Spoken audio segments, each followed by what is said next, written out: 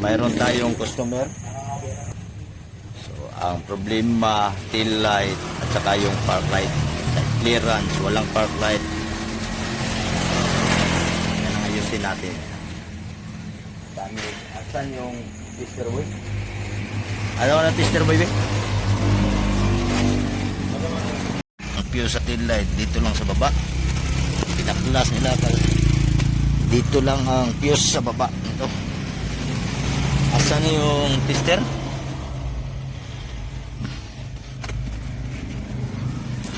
Ito baliktad.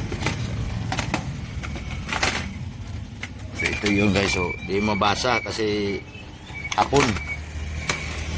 So ang pang track natin yan guys ay tester lang. Tester lang 24 volts. Ito lang yung pang track natin.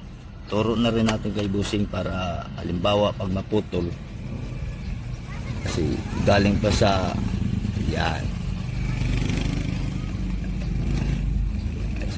Pero ang park light wise ito sa tail light tingnan mo. Yan. So wala. So bunutin natin ito. Yan.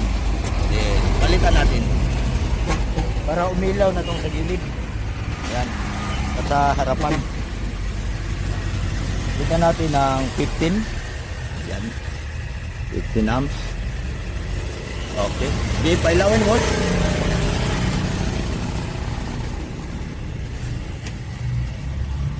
Ayan, na ilaw na oh. Pundi to, pundi. Pundi. So sa harap dito wala. So yung bumbilya.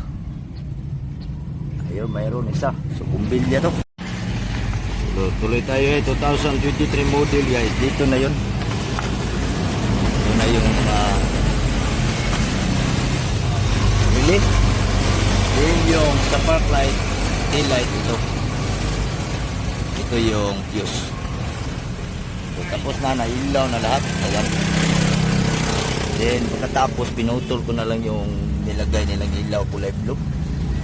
So masakit yan sa mata ng tiyok. Ayan. Nagpaputol lang yung busing. Tapos yung park light kulay blue, pinalitan natin ng putol lang. Ayos na boss. Ilaw na. Ilaw na rin. Ito yung mga ilaw-ilaw dyan. Luto na natin. Papunta pa to ng Davao City. Galing ng Luzon. Nabutan doon pa nawala yung sa Iloilo daw. Nawala yung park light at tail light. Dating dito medyo tinanghali ako pumasok sa shop guys. So nag-antay sila kasi tinuro dito sa atin mechanic. So ayun na oh, backlight matic na. So dito lang boss ang park light. Halimbawa ito yung una ha, bawa maalog yung ano tapos may ano yan lang. Hindi na maputol yan. Goods na. Tail light mayroon na, park light, side clearance. Ayos na.